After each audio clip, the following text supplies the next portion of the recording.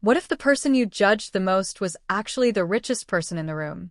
What if the woman you felt sorry for was secretly stronger, smarter, and more powerful than you ever imagined? And what if the night you decided to embarrass her became the night your entire world fell apart? Before we go any further, if you're enjoying this story already, please like this video, share it with someone you trust, and subscribe so you never miss a story that will make you think twice about who you really are. We would absolutely love to hear from you in the comments. Where are you watching from right now?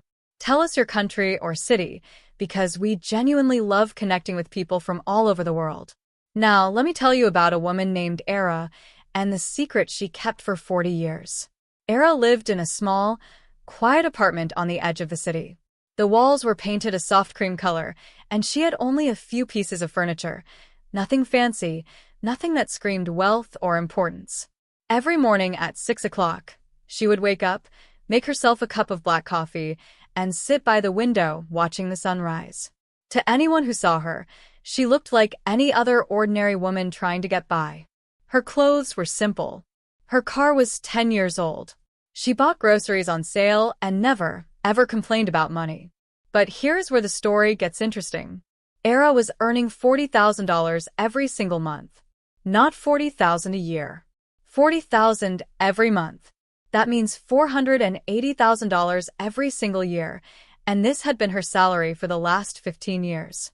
Before that, she had worked her way up from being a secretary, making barely anything, to becoming a regional director of a massive company that managed billions of dollars and employed thousands of people. She had built her career brick by brick, decision by decision, and she had done it all by being quiet, smart, and completely honest. But Era never told anyone. Not her son Marcus. Not her friends. Not even the people at work who reported to her. She kept this secret locked inside her heart like a treasure chest buried in the sand. Why? Because she had learned something very important a long time ago. Money changes people. It makes them act differently. It makes them want things from you. It makes them question whether they love you for who you really are or just for what you have. So Era lived simply. She gave money quietly to people who needed it. She paid for her grandson's school supplies without telling anyone. She helped her sister when her car broke down. But she never ever showed off. She never wore expensive jewelry. She never drove a fancy car. She never talked about her job or her salary. She was invisible, and that was exactly how she wanted to be. Marcus, her son, was 28 years old. He was a good man with a kind heart, and he had recently fallen in love with a woman named Simone. Simone came from a very rich family. Not just regular rich, but the kind of rich that people notice. Her parents were Veronica and Franklin, and they lived in a mansion with marble floors and golden doorknobs. They belonged to exclusive clubs. They wore clothes with fancy designer names. They measured the world in money, and they believed that a person's worth was directly connected to how much money they had. When Marcus told his mother that he wanted to marry Simone, Era felt a little flutter of worry in her chest. She knew that Simone was a good girl, but she wasn't sure about Veronica and Franklin. She wasn't sure what they wanted from her son. Were they marrying him for love, or were they marrying him to keep Simone in a certain circle? Era decided she needed to find out the truth. One afternoon, Marcus called his mother with exciting news. He said that his future in-laws wanted to take him and Era out to dinner at the most expensive restaurant in the city. They wanted to get to know Era better and welcome her into the family. Marcus sounded so happy and hopeful on the phone. He said it would be wonderful for everyone to finally come together and celebrate. Era listened to her son's excitement, and then she made a decision that would change everything. She decided that she would go to that dinner, but she would go as a different version of herself. She would dress in old, worn clothes. She would pretend to be someone who struggled with money. She would let Veronica and Franklin think she was poor and simple, and maybe even a burden on Marcus. She would see what they said and did when they thought she was nobody. She would watch how they treated her. She would discover, once and for all, whether this family loved Marcus for who he was, or whether they only loved him if he fit into their perfect, wealthy world. This wasn't a cruel plan. It was a test. A test of character. A test of truth. Era knew that if Veronica and Franklin showed kindness to a poor, struggling woman, then maybe they were good people underneath all the money and the fancy things. But if they showed cruelty, judgment, and shame, then Marcus needed to know this before he married into that family. The night of the dinner arrived. Era stood in front of her mirror in her small apartment and looked at herself. She had borrowed an old, faded dress from her neighbor. She had worn shoes that had a small hole in the bottom. She had put her hair up in a messy bun. She had not put on any makeup. She looked tired. She looked like a woman who had worked hard her whole life and had very little to show for it. She looked exactly like what she wanted to look like: invisible, struggling, and small. Marcus picked her up in his car, and he kept saying how nice she looked, how happy he was that she was coming, how he hoped his future in-laws would treat her with respect. He had no idea that his mother was playing a role. He had no idea that this dinner was going to be the most important test this family would ever face. He just knew that he loved his mother and his future wife, and he wanted them all to know each other and be happy together. As they drove through the city toward the restaurant, Era felt her heart beating faster. She was nervous, but she was also calm. She had spent 40 years watching people. She had spent 40 years learning how to read a room and understand what people really wanted. She had spent 40 years knowing that actions matter more than words, and that true character shows up when no one is watching and when you think nobody important is paying attention.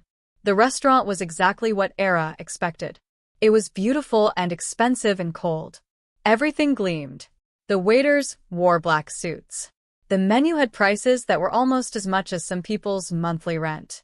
And sitting at a corner table, waiting for them, were Veronica and Franklin, dressed in their finest clothes, their faces painted with smiles that didn't quite reach their eyes. Era took a deep breath. She walked into that restaurant as a poor woman, as a mother who struggled, as someone the world had told her didn't matter. And she was ready to find out if this family would treat her with kindness, or if they would show her exactly who they really were. Veronica stood up when she saw them approach the table, but her eyes were already studying Era from head to toe, and Era could see the exact moment when the assessment happened. She watched Veronica's smile become thinner. She watched her nose wrinkle slightly, as if she had smelled something bad. Franklin simply nodded, his hand staying in his pocket, making no effort to shake Era's hand or greet her warmly. They sat down. A waiter immediately appeared with menus, and Era noticed that Veronica and Franklin did not open theirs. They clearly came to this restaurant often enough that they already knew what they wanted. Marcus kept talking about how wonderful it was for everyone to be together, his voice bright and hopeful, completely unaware of the tension that was beginning to settle around the table like a cold fog. Veronica began immediately. Before even ordering water, she said to Era, "Marcus tells us you work in retail. That must be challenging for you. How many hours do you work each week?" The way she said the word retail made it sound like Era had just told her she was a garbage collector.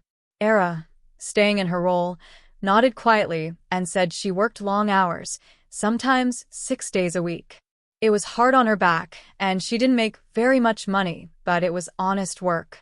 "I can imagine," Veronica said, and then she turned to Franklin and began talking loudly about their recent vacation. She described a hotel room that cost $2,000 per night. She mentioned a bottle of wine that had been $200. She talked about their country club and the people there, making sure to name-drop people she assumed Era would not know. It was not a conversation meant to include her. It was a display. It was a show of power. Simone sat quietly next to Marcus, barely touching her food. Marcus kept trying to change the subject to happier topics, but Veronica would not let him. When the food arrived, she began commenting on Era's table manners, making small, cutting remarks that sounded like jokes but were actually miniature attacks. She noticed that Era was not drinking the expensive wine and said loudly, "Oh, I suppose the price point might be a bit shocking for someone in your situation. Would you prefer something more affordable?" Franklin laughed. He actually laughed, as if his wife had just said the funniest thing in the world. But Era did not react. She simply smiled and continued eating her food. She was gathering information. She was watching. She was seeing exactly who these people were when they thought they had power over someone they considered beneath them. Then, as dessert arrived, Veronica leaned forward. Her voice became softer, more intimate, but also more dangerous. She said to Era, "We have been thinking about Marcus's future. He has so much potential. We would like to help him. We have discussed this with Simone, and we want to offer you something." Era's heart quickened, but she kept her face neutral. "We will give you $500 every month," Veronica continued. "But this money comes with one condition. You must not be a burden on Marcus. You must not tell him your problems. You must not embarrass him in front of important people. Essentially, we are paying you to stay quiet and stay away. Is that something you could agree to?" The table went silent. Marcus's face turned red. Simone looked down at her plate and bit her lip. Franklin smiled, clearly pleased with what his wife had just said, as if they had just made a generous offer instead of essentially saying that Era was worth getting rid of. Era set down her fork slowly. She took a sip of water. She looked directly at Veronica, and for the first time, her eyes changed. Something shifted. It was subtle, but it was there. It was the look of someone who had just made a decision. "That is very kind of you," Era said quietly. "Very kind indeed." But she did not say yes. And she did not say no. Instead, she turned to the waiter and asked for the check. When he brought it, she looked at the total, and then she did something that made everyone at the table freeze. She pulled out a credit card and handed it to the waiter, without even blinking. When he came back with the card and the receipt, the total was over $900 for the entire table. Era signed the receipt. She stood up. And then, with her voice calm and steady, she began to speak. "I appreciate you inviting me to dinner," she said. "I appreciate you wanting to know me. But I have something to tell all of you, and I need you to listen very carefully, because this will only be said once." Marcus looked confused. Simone looked frightened. Veronica and Franklin looked shocked, shocked that Era had paid for the entire dinner, shocked that she was standing up, shocked that somehow the evening was no longer under their control.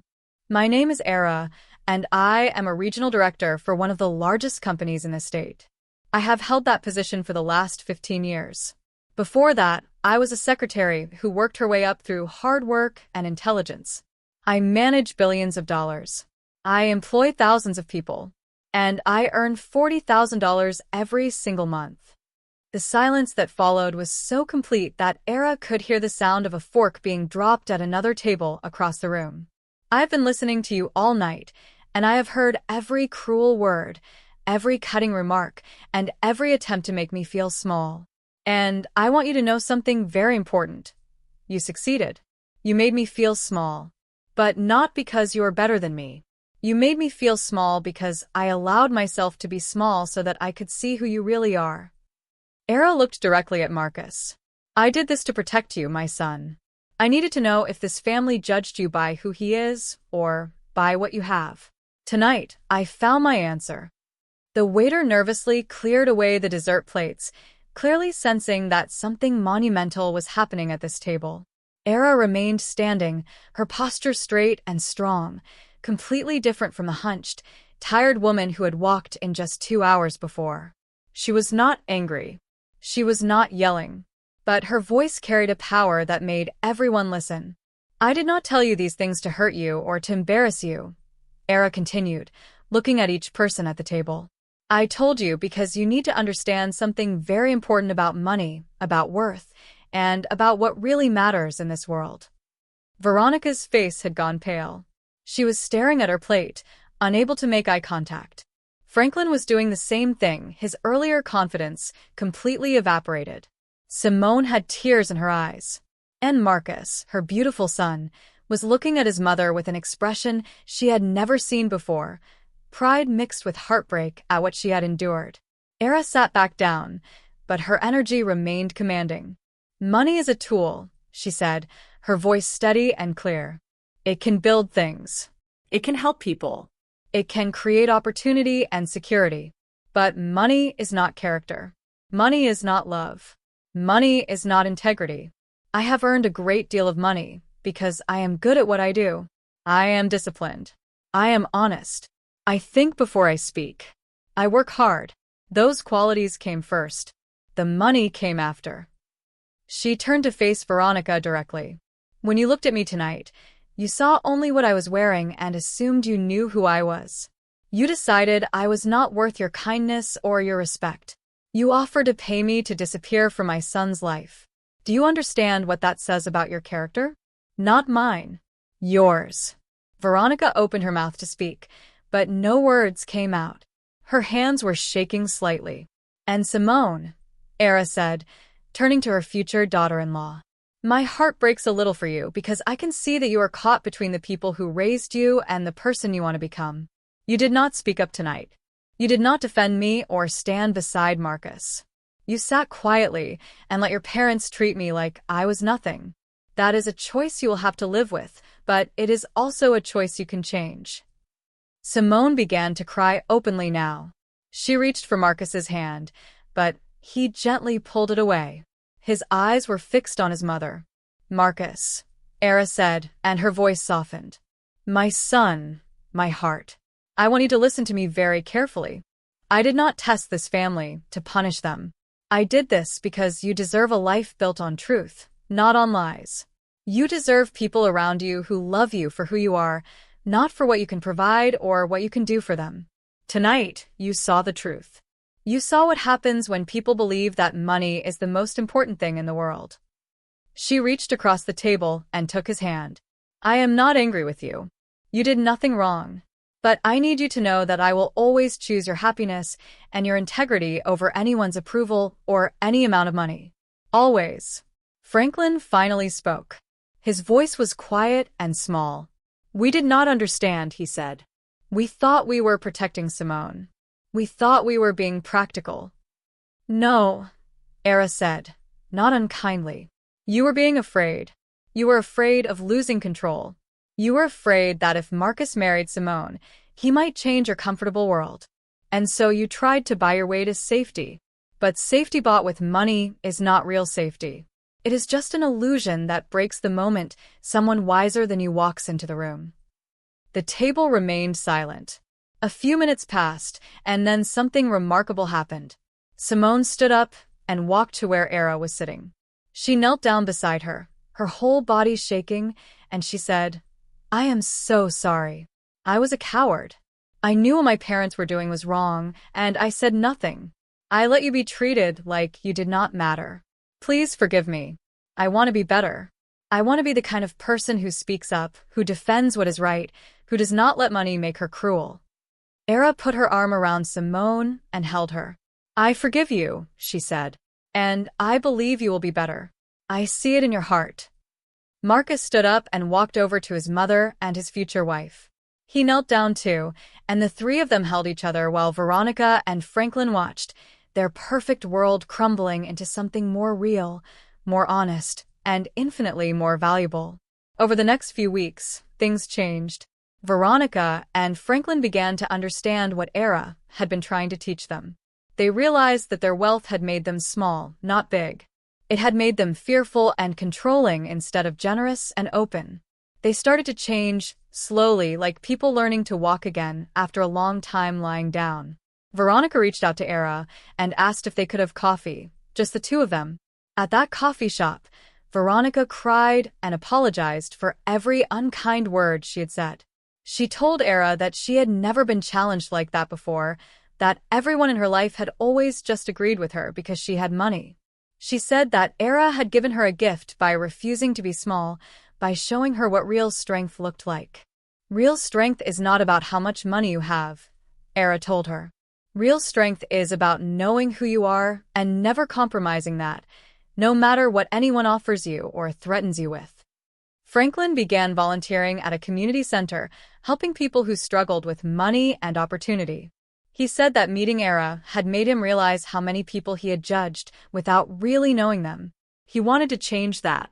Marcus and Simone got married 6 months later, and it was a beautiful wedding because it was built on truth and respect, not on money or appearances. Era walked Simone down the aisle because Simone had asked her to, and there were not many dry eyes in the church. Years later, When people asked Era how she had been so brave that night in the restaurant, she would always say the same thing. I was not brave. I was simply honest. I showed them who I really was, and I refused to let them make me small. And that made all the difference. The lesson that night taught was simple but powerful. Money can buy comfort, but it cannot buy character. Money can buy things, but it cannot buy love. Money can buy a fancy restaurant dinner, but it cannot buy dignity, integrity, or the kind of peace that comes from living honestly and treating people with kindness and respect. Era never told anyone about her wealth again. Not because she was ashamed, but because she did not need to. The people who mattered knew who she was. And that was enough. And so the woman who had lived quietly for 40 years, earning $40,000 a month while sitting in her simple apartment watching the sunrise, had given her son and his new family something far more valuable than money could ever buy. She had shown them what it really means to be rich. Now, before you go, I want to ask you something important. This story is about courage, about standing up for what is right, and about refusing to let others define your worth. In your own life, have you ever felt pressured to be small or to hide who you really are? Have you ever been judged by someone who did not really know you? I want to hear your story. Please leave a comment below and tell us about a time when you chose honesty and integrity over comfort or approval. Share your truth with us, because your story matters. Your voice matters. And there are people out there right now who need to hear what you have learned. Thank you so much for watching this story with us. If it touched your heart, if it made you think about what real wealth really means, please like this video and share it with someone you love. Subscribe to our channel so you never miss a story that will change the way you see the world. And please, keep telling us where you are watching from. We are building a community of people from all over the world who believe in truth, in kindness, and in the power of standing up for what is right. We would absolutely love to have you be part of that community. This is a story about a mother, but it is really a story about all of us. We all have the power to choose honesty over comfort. We all have the power to refuse to be small. And we all have the power to change the world around us by simply being true to who we really are. Thank you for being here. Thank you for listening. And remember, your real wealth is not in your bank account. Your real wealth is in your character, your integrity, and your capacity to love authentically. Never forget that. We will see you in the next story.